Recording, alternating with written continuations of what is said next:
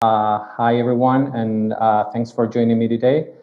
So this talk is going to be about how geospatial data and spatial data science can help fighting COVID-19. More specifically, I'll show you some of the work we've done here at CARTO, during these past months related to this. Before I start, I think it's very clear that spatial data science and geospatial analysis has been proved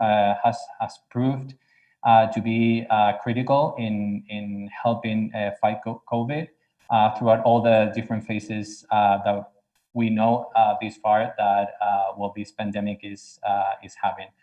From the very first phase of slowing the spread to later reopening state by state or region by region, to later establishing protection and lifting restrictions, to finally rebuilding readiness for the next pandemic, or even building them from scratch. Here at CARTO, in case you don't know, CARTO is a location intelligence startup that it provides several services related to geospatial data. And we've worked during the past 6-7 months on 4 key use cases related to COVID-19. Which are the ones you can see on the slide. So the first one related to self-assessment apps. So we collaborated with other companies in developing self-assessment apps in order to make it self-assessment of COVID, and also to gather data so that governments and public administrations could use that data in order to help them act faster. Then we've also done some work on developing analysis for data portals for governments, again for tracking the pandemic and helping them have more information in order to make decisions. Then of course we've made a lot of analysis regarding human mobility patterns, understanding how people are moving, if people are staying at home, if people are moving, if there are certain socio-demographic or socioeconomic characteristics which are driving those changes in mobility patterns. And the last key use case that we have been working on and still working on is providing COVID-19 curated data streams. One of the key products CARTO has is the Data Observatory, which is it's let's say a very big database in which we provide a wide range of different data sets that we have checked already their quality, so you can rely on that. So apart from providing the platform, we also provide with a lot of data. Getting more into the details of these use cases, the first one related to the self-assessment apps. So CARTO took part of a very interesting project that was run by the government of the city of Madrid in order to develop the coronavirus app, which was an app in which users log in and provide some information about their age, gender, where they live, and they could do some self-assessment regarding the symptoms that they were having to check if those symptoms were compatible with COVID or not. And this app was very, very useful for the government of Madrid because it was developed very fast at the beginning of the crisis here in Spain, and it helped the government reduce the cost to the emergency numbers because people were getting these self-assessments through the app, and in case they had symptoms compatible with COVID-19, then the health authorities got in contact with those people. And then, of course, all the information gathered thanks to this app, was later used by the health authorities to identify if there were specific hotspots where with COVID cases, and of course to measure to track the evolution of the cases in different areas of the city. So again, here there is a lot of geospatial data, and CARTO provided not only engineers in order to develop this app, but also the back end of this app is part of CARTO technology. Apart from the work we did with the government of Madrid, we also worked with the New York City Department of Health and Mental Hygiene. It was also at the beginning of the crisis and during the first months of the spread of the virus in the city of New York. And with the city of New York, we made a couple of different analyses because they were interested in different, let's say, dimensions of this crisis and how it was affecting people. So on one side, they wanted to know, so they knew that more people were working from home and in general staying at home, but they knew that people were still using public transit, for example, to go to hospitals. So they were interested in knowing where people were going when they were using public transit. And they wanted to know if there were some risk of overcrowdings at some specific stations, for example. I'll explain that into more detail in just a minute.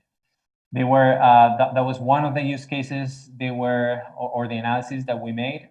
The other one was related to changes in essential supplies, specifically with groceries and pharmacies.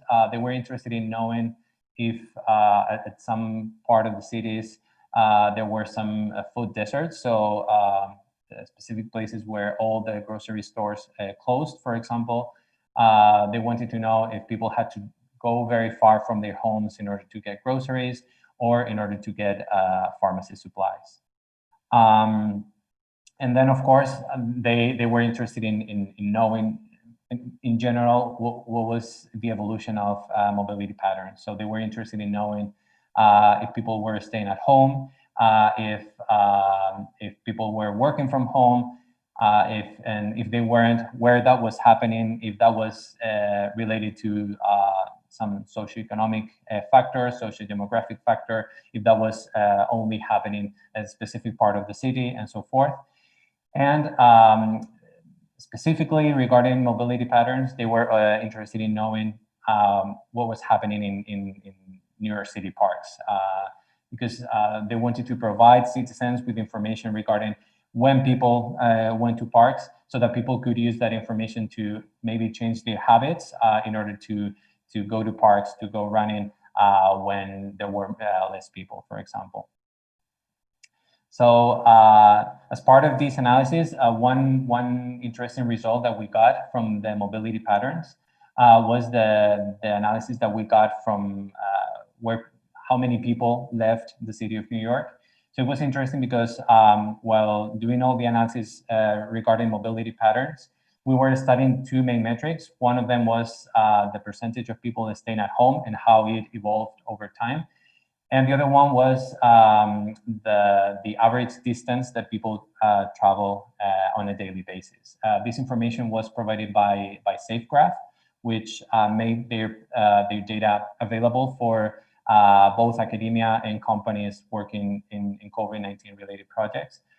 And one of the things that we identified was that in Manhattan, there were, the average distance traveled by people living there increased instead of decreasing. And while doing a more detailed analysis, we identified that many people living there left the city. So we got to make this analysis, which was very interesting.